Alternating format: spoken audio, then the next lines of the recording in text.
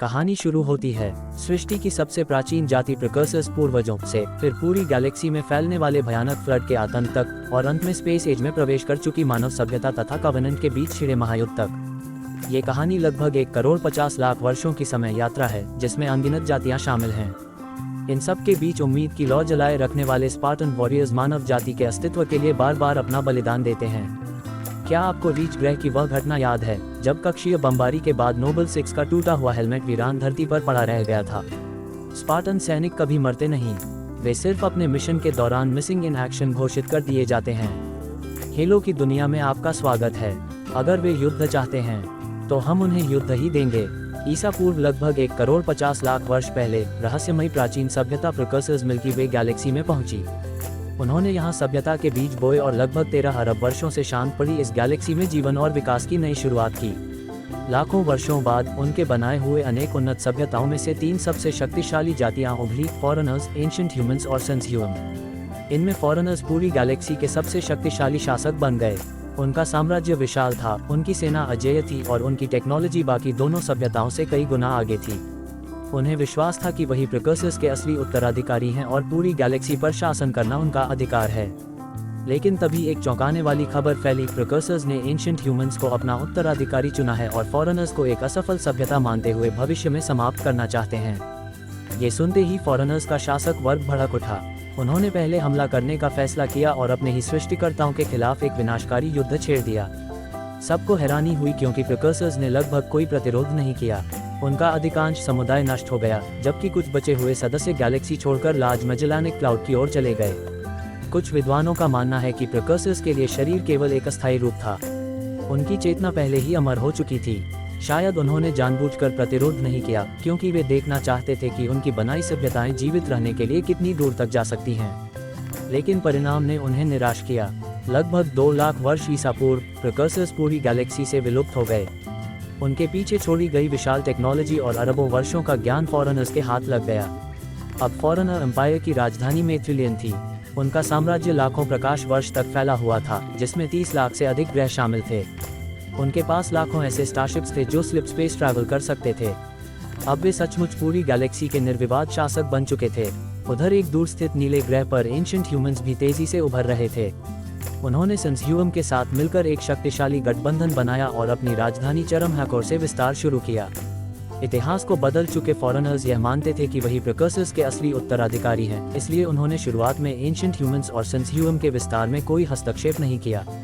कुछ समय तक सब कुछ शांत रहा, लेकिन एक ऐसी आपदा जन्म लेने वाली थी जो पूरी गैलेक्सी की किस्मत बदल देती।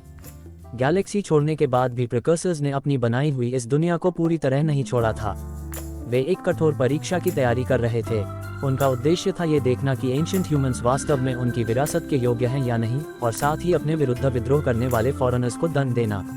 इसके लिए प्रिकर्सर्स ने 12 अलग अलग अज्ञात जीवों के डीएनए को मिलाया। इनमें एक प्रीकर्सर का अपना डीएनए भी शामिल था।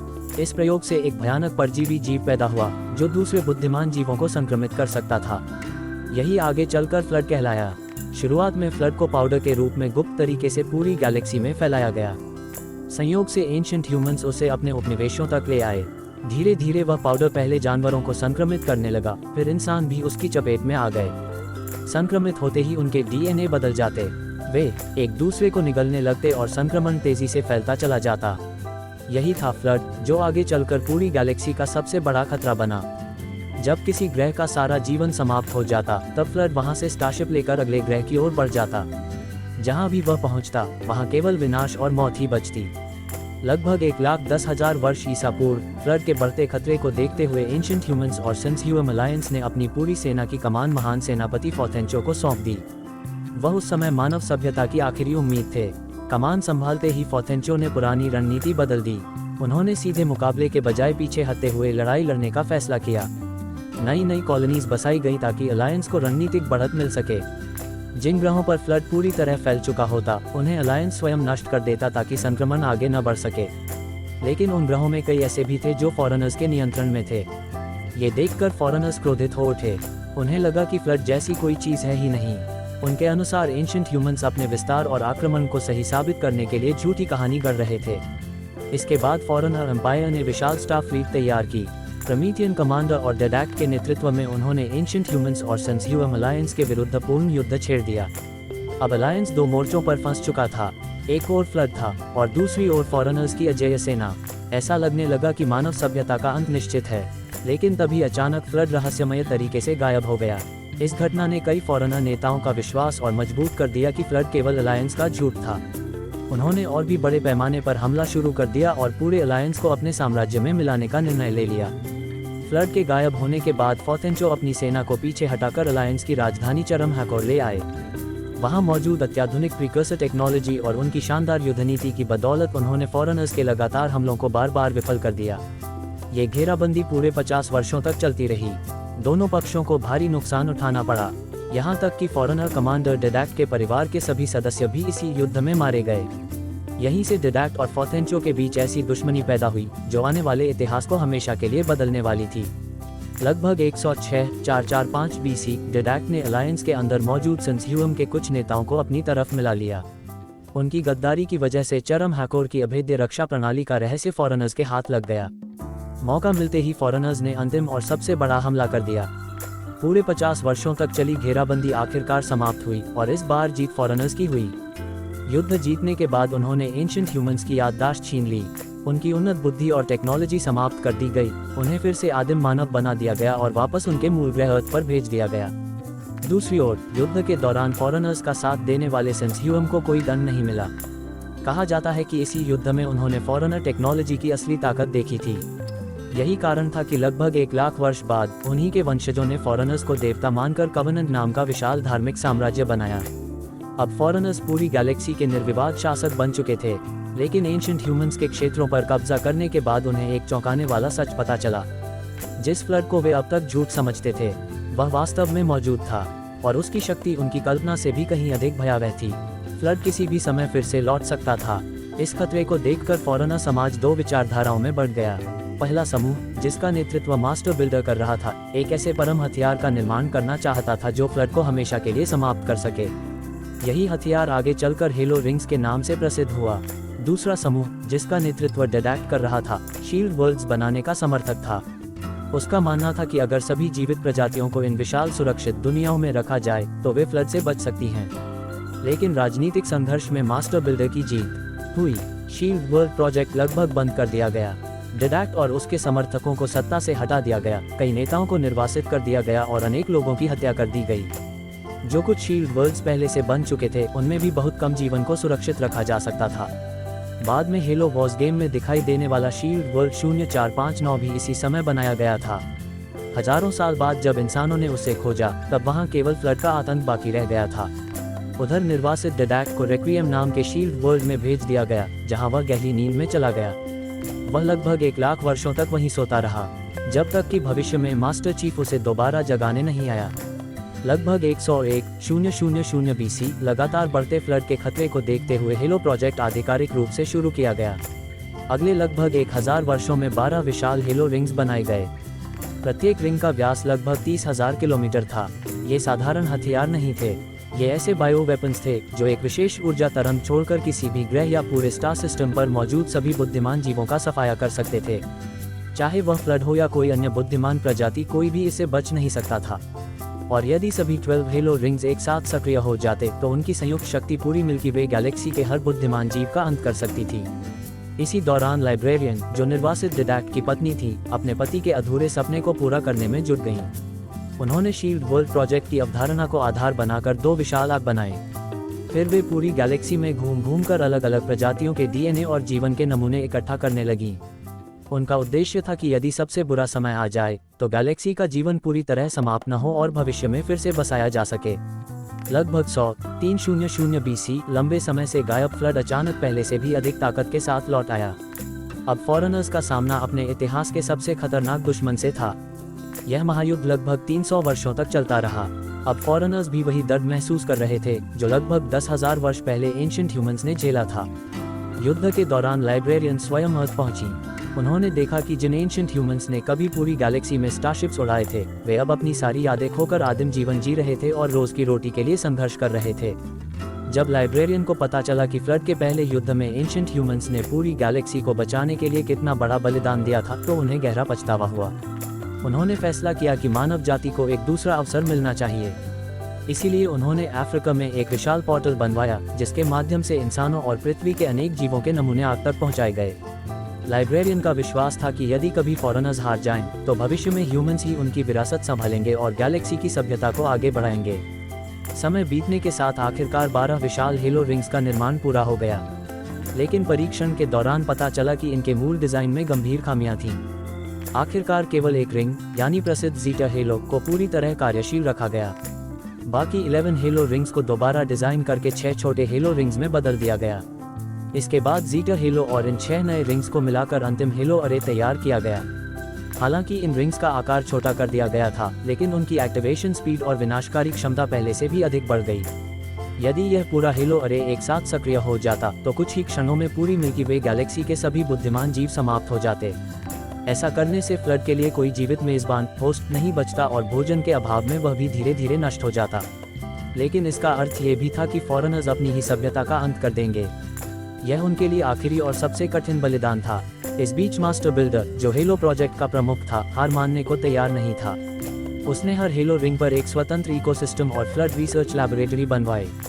वहां फ्लड पर गुप्त प्रयोग किए जाने लगे, यहां तक कि इलाज खोजने की उम्मीद में कई निर्दोष जीवों और कैदियों पर बेहद क्रूर एक्सपेरिमेंट्स भी किए गए।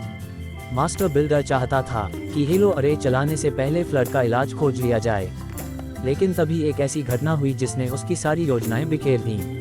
जीटा हेलो पर अंतिम हेलो अरे को नियंत्रित करने वाला अत्यंत शक्तिशाली आर्टिफिशियल इंटेलिजेंस, जिसका नाम मेंडिकेंट बायस था, लॉजिक प्लेग का शिकार हो गया।